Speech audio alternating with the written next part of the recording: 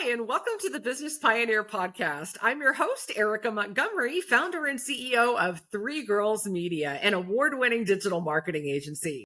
Today, we're speaking with Michael Robinson, who's the founder of Fourth Dimension Construction, a company that's transforming homes and lives for 6 years now. Michael's journey from construction worker to award winning business owner began with a mission to offer homeowners a higher standard. He specializes in custom projects like remodels and additions and additional dwelling units. And his team actually uses 3D rendering tools to ensure that clients love their space before the work even begins. Michael has a ton of accolades, including the Rising Star Award and the 2024 Judge's Choice Spotlight Award. And Fourth Dimension is known for quality, innovation, and definitely trust, which is so important with contractors. Beyond construction, Michael's story of sobriety and redemption over 8 years strong highlights his commitment to showing up as a devoted father, husband, and a leader in his community. Michael, welcome to the show. Thanks for having me. It's really cool opportunity to have. Yeah, absolutely. So, one of the things that I have to ask you right off the bat is about the name of your business, Fourth Dimension Construction. That's such an unusual name. How did you come up with it? So it's what it means to me is the here and now. We show up right now. We don't worry what happened. We don't worry about what's coming in the future, but we're present here and now. And it's in this my sobriety. It's a spiritual connection. Being able to be live outside myself to be able to give to others is another lifestyle for me. So it's something that I embraced too when I got sober this time, and it's something that continues to be bright and growing in my life today. That's phenomenal. And congratulations on your sobriety. 8 years strong now, huh?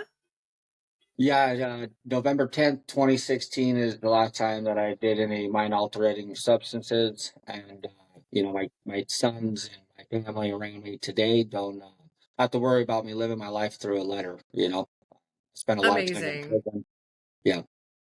Yeah, good for you. What an incredible story that you have now to become a successful business owner and entrepreneur. So, what made you decide to go into business for yourself?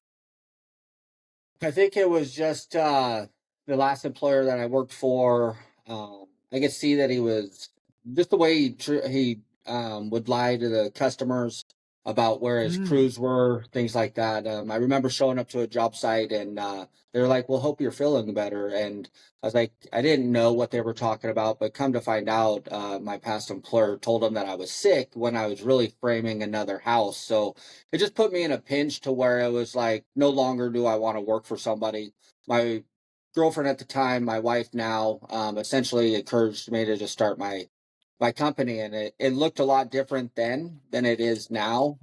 Far as like I didn't know what I wanted to make a day. I didn't know what I was gonna do. I had no idea that it was gonna, you know, be one of the leaders in the industry. But essentially, it is what it is, and I get to show up in it today. So yeah. I love that. That's a phenomenal story. And, one of the things that you mentioned is change, right? I think a lot of entrepreneurs maybe start their business and they don't really have a concept looking forward of how much a business can change from year to year, and then certainly over 8 years, or for me it'll be 20 years next June that I've been in Okay. business. And thinking back to the beginning of my business and what it was when I first started versus what it is today, it's a completely Right. different animal.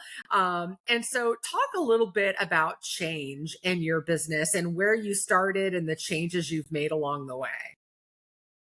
Yeah, so I think that the thing that I noticed is that I wanted more than one project going at a time. I had a knack for being able to run guys in the field on several different projects at once.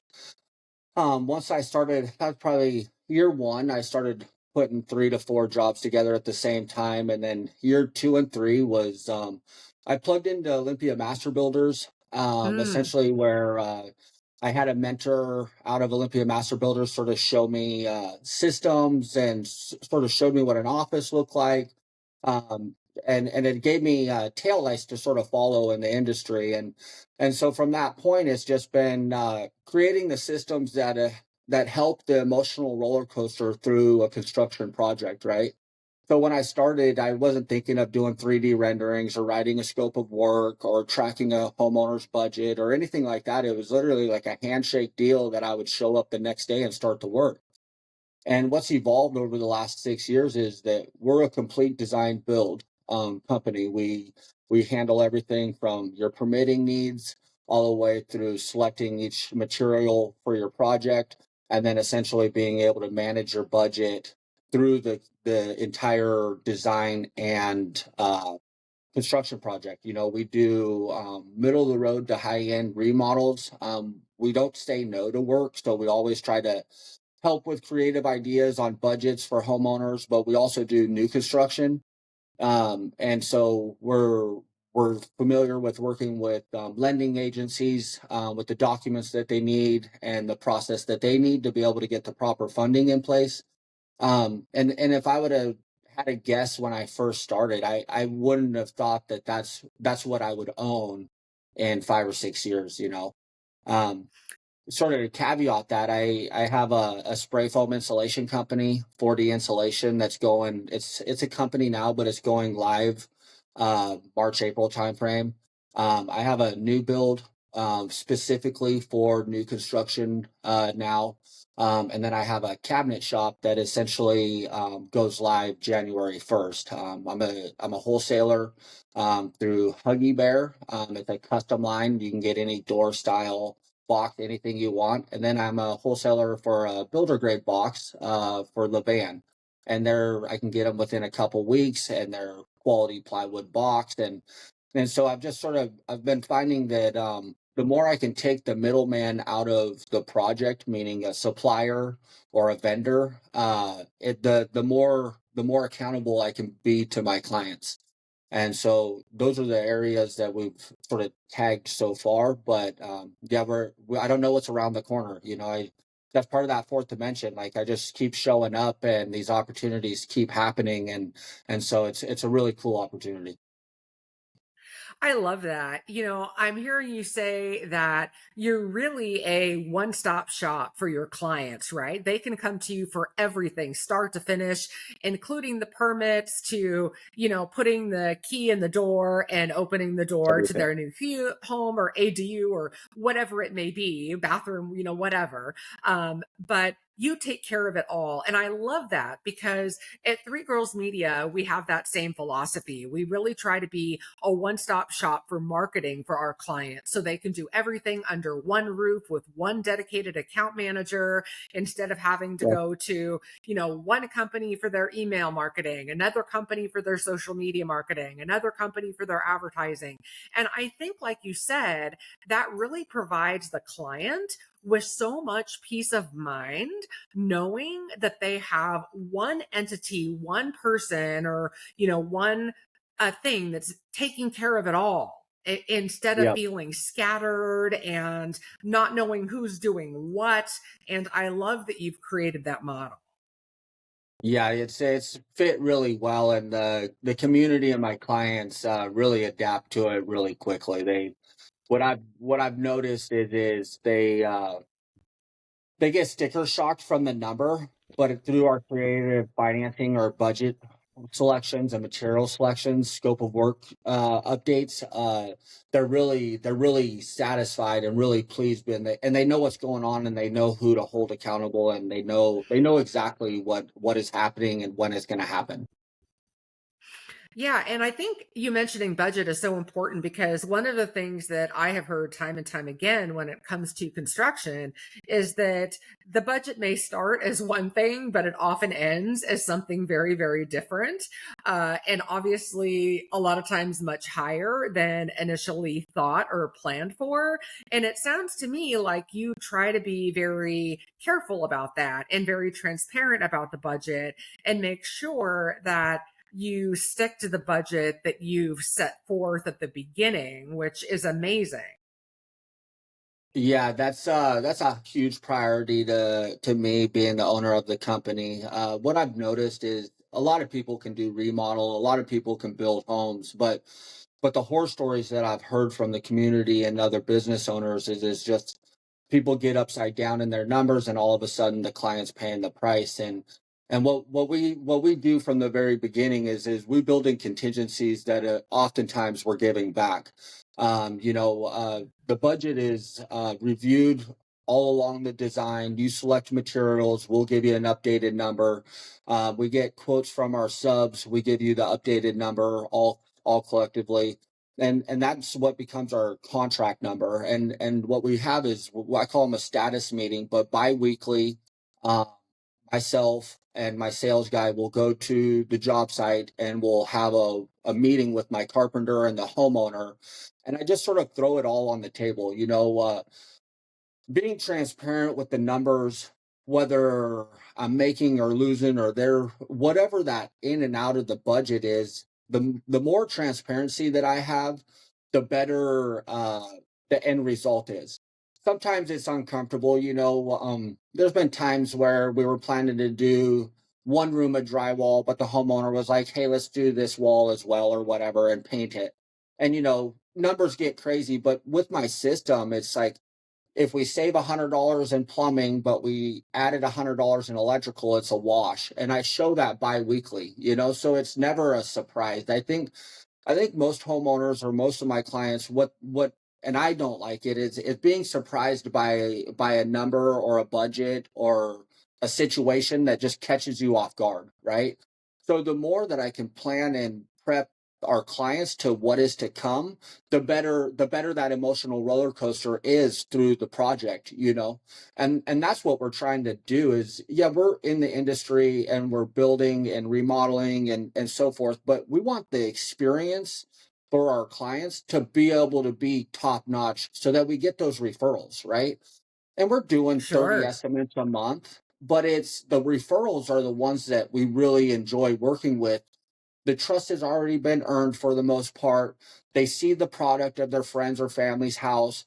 And essentially it's just that connection right away that I just get to be in my element. And numbers is the budget is my element. I'm a production framer from my past, so I know how to build efficiently and budget friendly, and I'm able to tell the designer and my engineer how to build that's going to fit the budget.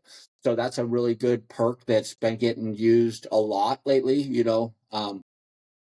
I can give you a recall of an addition that we went to bid on. It was 700 grand, and when I was done redesigning it, we decided to tear off the trusses and put another story on it, and it was like 400. So we literally were able to Wow. take my experience and cut the budget by a third, and now we have a happy customer, an awesome project, got good workload, but that's what we do. Phenomenal. A couple things that you said really resonated me with me. One is communication and that you actually meet with your clients biweekly. I think that's amazing. I have never heard of another construction company doing that. I hear a lot of people complain about the construction process saying, I never heard from the contractor. I didn't know when they were going to be back or what the crew was doing or what the timeline was. And it was so frustrating. And you hear those kind of complaints over and over again. But the fact that you make communication a priority, I think alleviates so much concern on the client end. And that's something that we really cherish at Three Girls Media too, and making sure that we're being transparent with our clients. They always know what we're doing for them. They can rely on on deliverables a certain day of the week. And we're always in communication. And I love that you have made that a priority. The other thing that you mentioned that really resonates with me is the fact that you're flexible. And you mentioned this one client where they had these initial plans. It was $700,000. And then through being flexible and coming up with some changes, you were able to almost cut the price in half, which is remarkable. And I think flexibility is so important for entrepreneurs. Talk a little bit about flexibility and its importance to you as a business owner. I think the important part about being flexible is I'm not setting an industry standard, right? Like I'm not going off what the other contractors are essentially charging you. I'm literally taking your specific project and I'm doing my best to give you the very best number for what you're asking for. Mhm. What that does look like 6 years into it is that I'm aligning with the other contractors around me. But I didn't Mhm. get there by that. Industry standard for a remodel gross profit margin is roughly 33%. You know, Essentially, I'll go down to 28, 29% because I'm not trying to retire tomorrow. And I'm really trying to gain traction in um, I have traction in the community, but I want traction in referrals, right? Like, and they're starting to come, and they do come, but just having the referrals come in more than just the other leads that come in. Again, the referrals are where I want to be, and I'm still willing to mow your lawn or clean your gutters, things like that. I do want to reiterate, like, as perfect as the system sounds, I've only been in business 6 years, and we're not robots, right? The industry is essentially full of surprises and full of unknowns. You know, say we open a wall and find a vent or something. What we really take ownership of is being able to make a decision. Like we're not rattled when we find the unknown. We're very solution based. It's not We don't call them change orders. We call them blue sheets. And essentially that's where it's like the guy spent an extra 2 hours because something wasn't you couldn't identify it through the design, right? And usually, things like that, we just make a decision to do it because it needs to be done. We're not trying to stress or worry out our client. So we're very solution based, but we're not robots. Yeah, absolutely. Yeah. And, something else I think that we should definitely talk about is challenges that you faced along the way as an entrepreneur. I'm sure that you have learned a lot in the last 6 years. What would you say have been some of the biggest challenges that you've faced as a business owner? And how have you overcome them? I think that some of the biggest challenges is going from carpenter in the field producing 25 new construction houses a year for another builder to owning my own company and learning how to have that professional dialogue with employees. A lot of the employees that I was hiring at the beginning, I have a guy that's been with me 4 years now, which is my longest employee. But it's really been the dialogue, as I'm getting more in tune with being professional, being a business owner, understanding what it is. It's been the dialogue to the guys because I want everybody to win. I want my whole team to win. I want my community to win. And what seems to happen is sometimes the people that I want to win don't want to win themselves. And so it's been a catch 22, I would say, and it's really just being able to hone in. Another thing is nobody taught me how to build. Nobody taught me how to order materials. Nobody taught me that stuff. I've sort of just been self-made in the industry. No family, no friends really were showing me, right? And so when I would hire people, I would give them a debit card, a set of keys to a vehicle, and I would put all the new tools in the vehicle and I would expect them to sort of just do what I did. And what Mm, I've learned is that, in the industry, um, I really have to sacrifice my time to be able to get that employee to where we need them for the company. Because it's like we have a lead carpenter that runs the projects and calls the subs and really just takes control of the project once it starts. One person knows everything, what's going on with it. And it's been hard to train guys that come in with a really good skill set into our systems. And so now I have a general manager that's essentially getting trained to run training roles and run training, designers and things like that, because that is one of my downfalls. Is I think that everybody should learn and do what I had to do to get where I'm at. And really, it's my company. And so now I'm offering the proper training so that I want my employees to feel like they're always killing it and that they're always winning and that they're always succeeding. I don't believe in caps. I don't believe in wage caps. I believe that, if you're over exceeding, then you should get paid for it. Uh, we're rolling out a really hefty, nice benefit package come January 1st, where we're paying all holidays, 2 weeks of PTO, medical, dental, vision, retirement if you've been here 3-4 years. So it's really building that culture inside the company to be able to just flourish and attract others to be able to want to join the team, right? And that was the biggest curve of really, going from swinging a hammer with some guys I don't know into an office administrator role where I'm having to worry about safety and fleet and HR and payroll, all that stuff. Like, I know how to swing a hammer. I didn't know how to do payroll, right? I knew I would pay Right. my guys on Friday, but it's just been, and I'm the type of guy that challenges for me create opportunities. What I don't necessarily I get told no all the time, but I don't resonate with no. I just sort of say, okay, I can't have it this way, let's try it this way. And I'm constantly reading books and I'm constantly going to seminars. I was actually just elected onto the OMB board of directors to see how it works behind the scenes, so I'm really looking forward to being able to broaden my understanding. I'm a Oh, sponge right now. congratulations. Yeah, Yeah. congratulations on the Olympia Master Builders Board position. That's amazing. And, Yeah, I thank you. love that we have so much in common, because that was honestly the biggest challenge for me at the beginning of my business as well. I knew how to do marketing. That was not a question. But when it came to actually running a business, that was a totally different story. I had no Yeah, clue about, how to hire someone, how to do HR, how to do payroll, I was just clueless. And right. taxes, bookkeeping, all, All of it. any kind of regulations and licensing and all that kind of stuff you have to go through. It was a tremendous learning curve.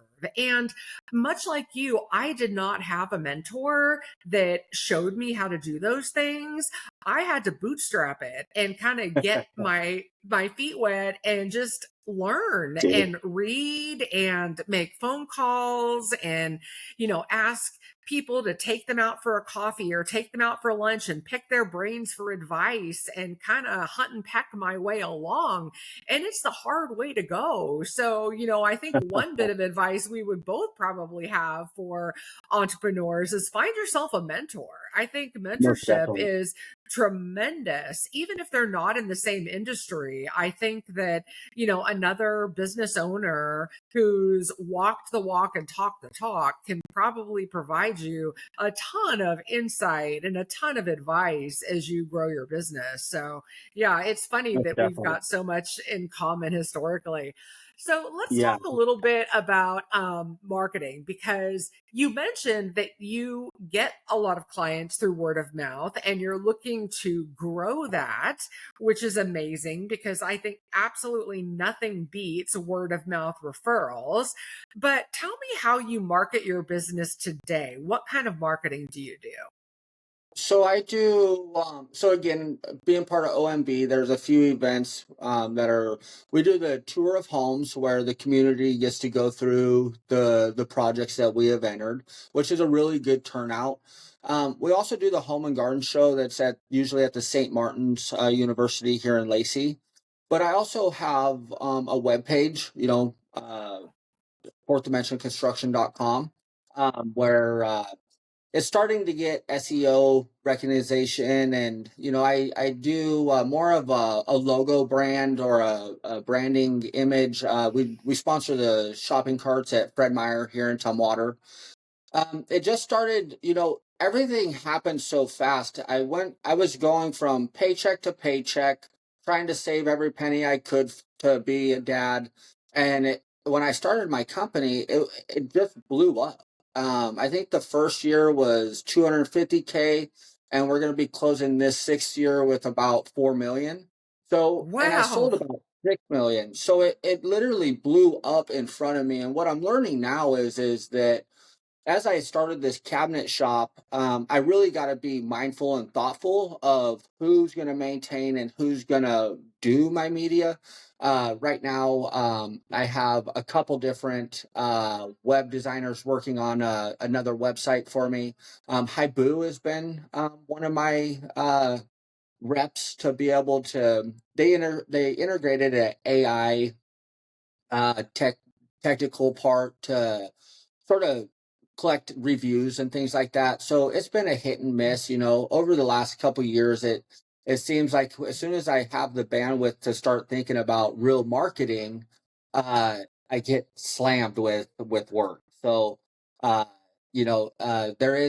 rolling out a plan to do the marketing. And again, our my colors are bright orange and black.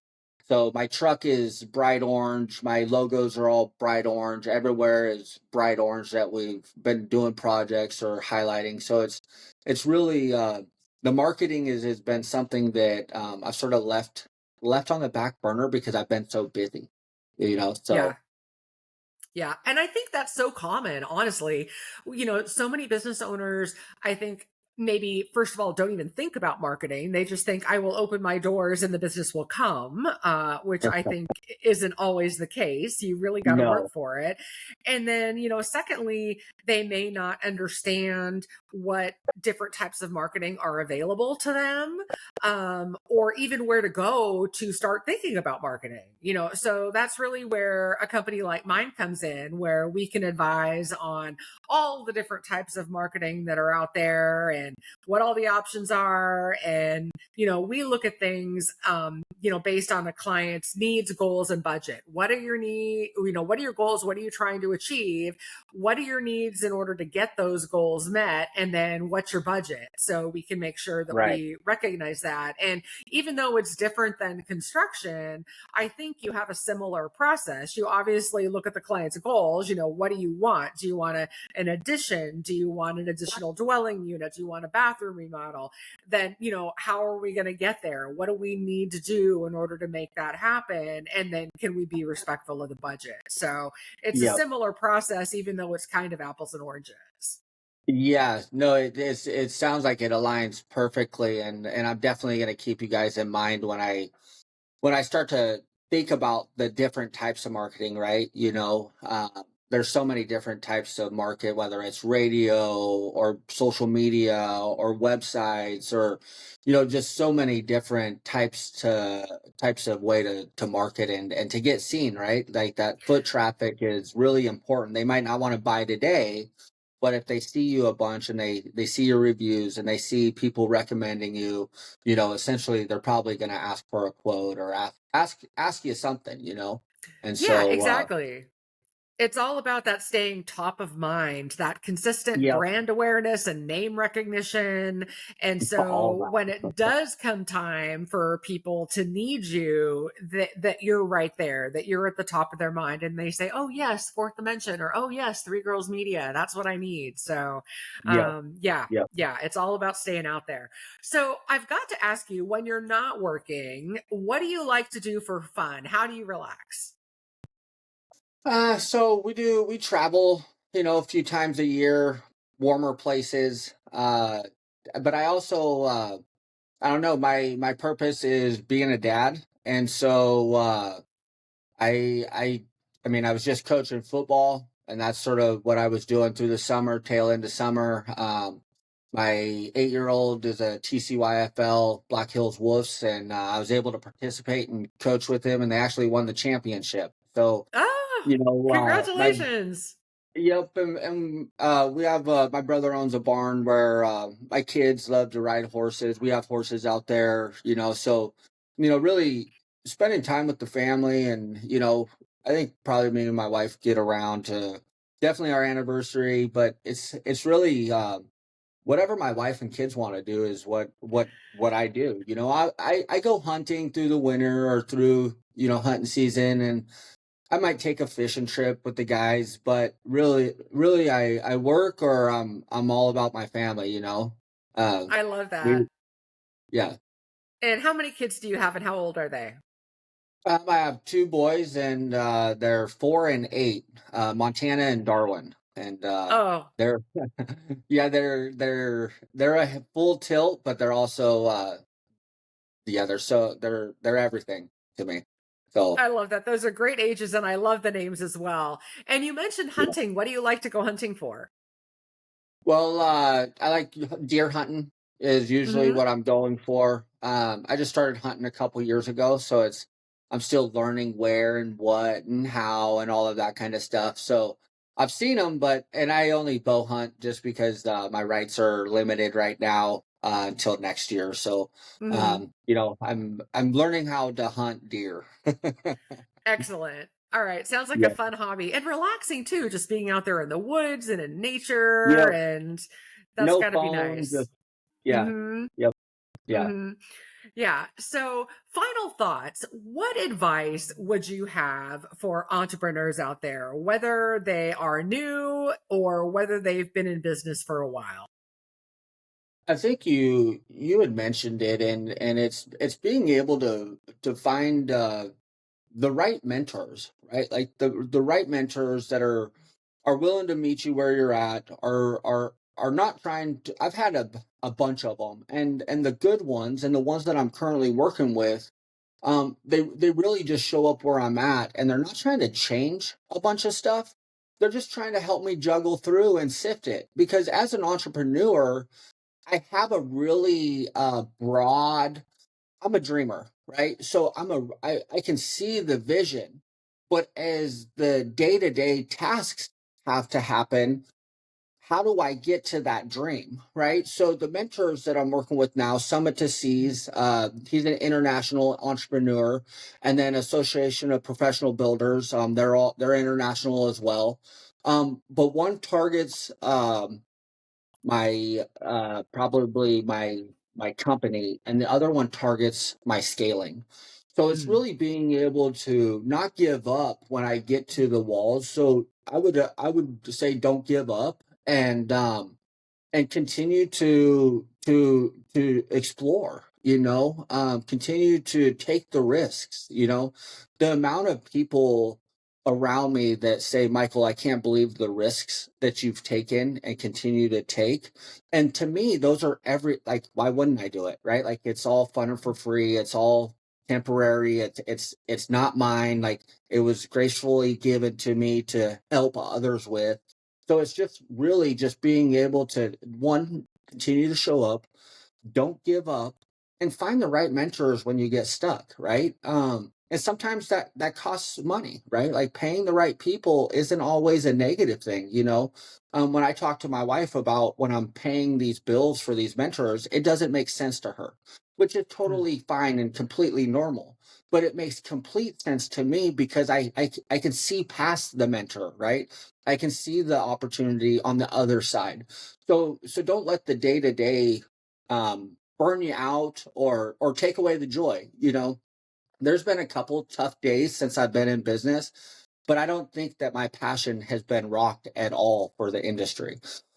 And there's been huge letdowns, huge successes, huge blind sides, huge everything, but it's staying in the middle and continuing to show up, and that's what I would recommend for anybody that's exploring, wanting to explore, and just do, right? Like if you're thinking of doing something, just do it, right?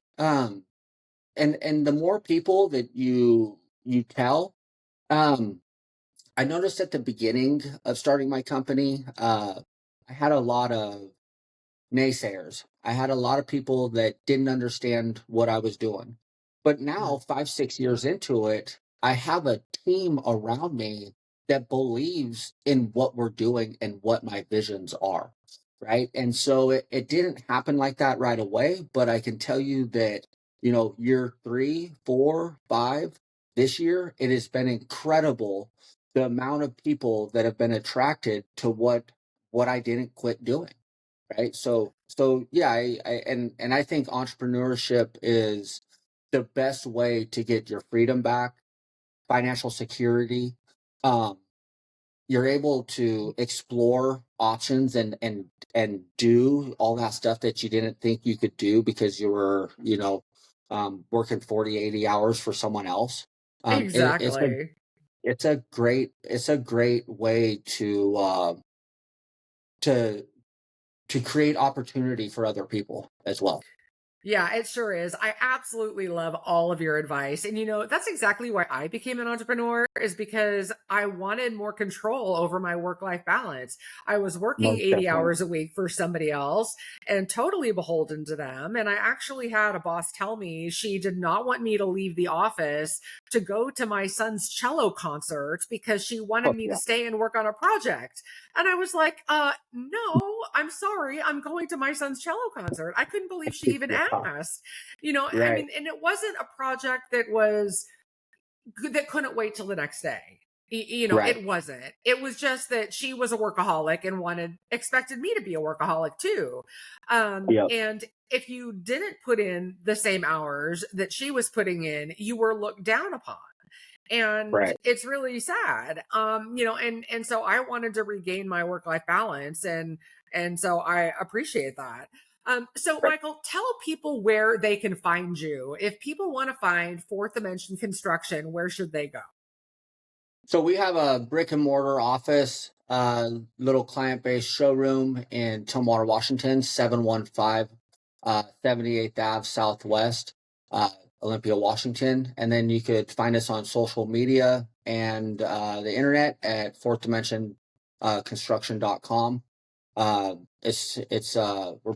We're getting noticed. It's You could type in contractors near me and hopefully we'll be popping up. If we're not popping up now, we'll be popping up eventually in your neighborhood. So Phenomenal. Well, thank you so much for being a guest today. I have thoroughly enjoyed our conversation. yes, thank you for the opportunity and look forward to talking to you soon. Absolutely.